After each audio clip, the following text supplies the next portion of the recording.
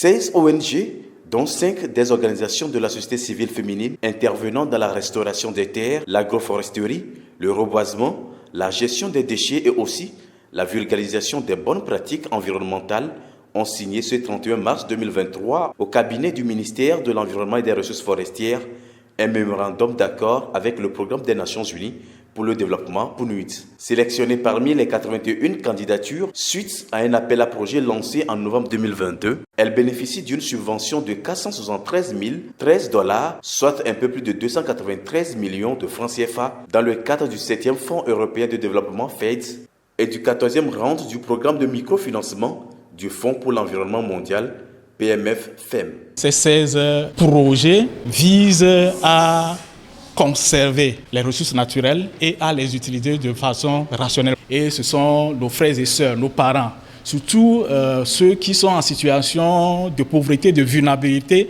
qui dépendent de ces ressources naturelles pour leur quotidien. Ces projets visent à renforcer leurs capacités afin qu'ils puissent continuer à utiliser les ressources naturelles sans les détruire au rythme auquel ils sont exploités actuellement. La contribution à la réalisation de la feuille de route gouvernementale, notamment l'ambition d'augmenter à 25% le taux de couverture forestière nationale à l'horizon 2025, la prise en compte du genre et de l'inclusion sociale et autres, la contribution à la réalisation des objectifs de la 7e phase opérationnelle du PMFM sont les critères qui ont milité en faveur de ces ONG. Est aussi réélu le réseau des femmes et développement REFAID. Il mettra en œuvre un projet de vulgarisation des bonnes pratiques de gestion des cultures à Gundoga, dans la préfecture de Tandjouaré, dans les savanes. Nous allons sensibiliser, former, que ce soit les producteurs, les productrices, sur la bonne utilisation